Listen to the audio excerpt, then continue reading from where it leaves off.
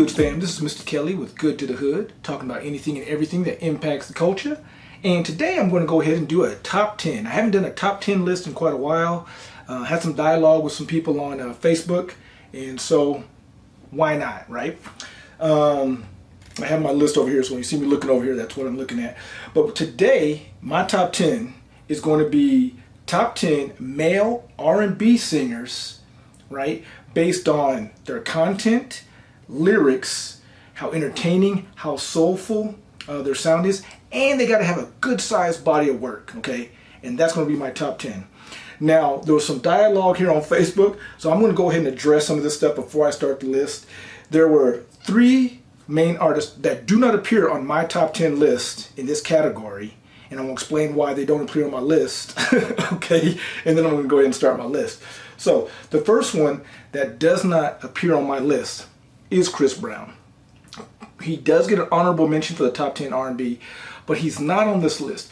For me, why he's not on my list is because he does kind of cross over to a little bit of pop and hip hop, right?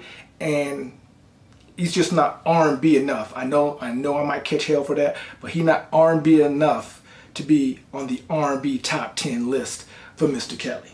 So he does get an honorable mention, but I just want to put that out there. Okay, there's 2 more that don't appear on my top 10 list, but they do get honorable mentions. And I think this is just kind of a generational thing. Luther Vandross does not appear on this list, okay? And Stevie Wonder does not appear on this top 10 list. Now, I know to many of my older heads, that is damn near blasphemy, and I apologize. They do get honorable mentions because they do have the criteria, right? They do got the body of work. They are soulful, so on and so forth. They just don't appear on my list. I'm sorry. Okay, so with all that out the way, hopefully you're still here. Don't forget to subscribe, share, like, all that good stuff, right? But here's my actual top 10 R&B male solo artists, okay? At number 10, I got Ne-Yo. Ne-Yo is a great artist. He's also a writer. Great body of work. And to this day, Ne-Yo is still putting out hits and putting out music, right? So Ne-Yo's number 10 on my list. Number 9 on my list, okay? More old school is Lionel Richie. Lionel Richie's on my list. And I mean, look, everybody knows him from Commodores, right? But then he went solo and did, you know, just Lionel Richie as an artist. And so he's number 9 on my R&B list here. Number 8 is Babyface. And if you grew up in the 80s and the early 90s, I don't see how Babyface can't be on your list. Babyface, absolutely talented R&B singer, producer, writer, the whole deal. So he's definitely got to be on the list. Number 7, and I don't think anybody can argue with number 7. Number 7, Bobby Brown. Absolutely. He went out on his own. As we all know, he started with New Edition, which to me is one of the greatest groups of all time. I'll do another list on that, right? But Bobby Brown holds his own. Definitely a legend in the game. I don't necessarily agree with Whitney Houston, where she said he was the king of, what did she say he was? The king of R&B? He's not the king of R&B. He top 10 in R&B, but he's not the king of R&B. But nonetheless, Bobby Brown, okay? Number 6. And number 6 recently was in the news, Usher.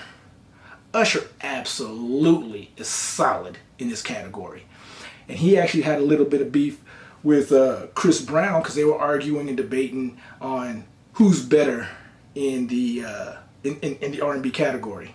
And Usher I agree with Usher. And Usher says, you know, Chris Brown definitely got some R&B tracks, but very hip hoppy, attracts a lot of the hip hop crowd, does a lot of, you know, even on his albums, and so all of that, right? So that is what it is. So Usher's number 6. Number 5, and I wouldn't be mad if somebody put him in a higher category, but number 5 for me is Marvin Gaye. Legendary, absolutely. We can't even debate. He definitely has impacted the culture. Great body of work. You know, I mean, it was taken away from us too soon for sure. Marvin Gaye, number 5 on the list. Number 4 on the list, which you may not agree that he's number 4, but I put him in number 4. I really like him. Gerald Levert, the teddy bear of R&B. Gerald Levert, absolutely solid. Was in a group called Levert, right? I mean, his whole family. just did tremendous things in music. So Gerald Levert, his solo albums were more bangers. 90s. You can obviously tell by the artists that I'm listing that that I'm definitely a Gen Xer, right? So Gerald Levert, number 4. Number three, super solid to me. Hasn't come out with anything recently, definitely not super recent, but I got everything this man's put out, and that's Joe. Number 3 is Joe. Joe was solid through the mid-90s, early to mid-90s. Now, mid-90s for sure. Man, I was banging Joe non-stop in the car, right? Pause. Listening to his music non-stop in the car, right?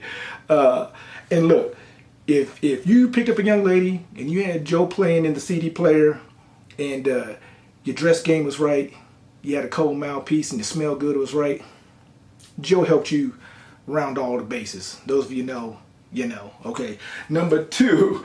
Now, number 2, I'm a big fan of his, but a lot of people don't like him.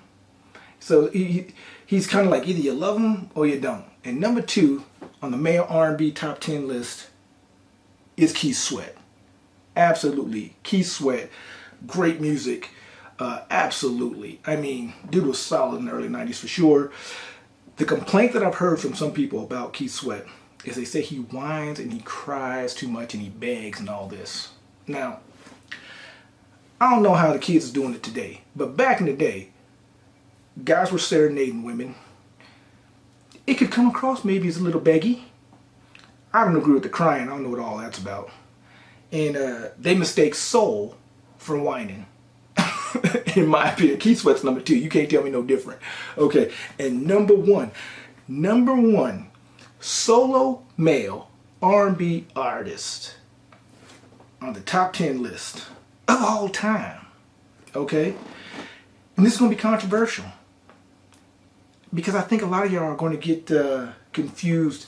Talent, body of work, number 1 hits, sales, impact on the culture, producing talent, writing talent, singing talent, the whole shebang. This cat's got it all. But he's in prison right now and is going to probably die there. And that's the legendary R. Kelly. Now I get it. I mentioned R. Kelly on my cancel culture video that I did some years ago and all of that. And I'm full aware of why he's in the joint. And I agree that he should be there. But let's separate all of that from his actual talent and contribution to R&B. How could R. Kelly not be number 1? You can't tell me no different. R. Kelly's number 1. Now, we might be able to discuss 2 through 10 if we must, but let's keep it a hondo. R. Kelly is number 1. Period. Point blank. It's done. Okay, so anybody that I might have missed or any honorable mentions or whatever that I could have missed, let me know in the comments. Let's talk it out and see what's what. Maybe I can do another list. I am going to do another groups list for sure. But until next time, this is Mr. Kelly with Good to the Hood. Peace.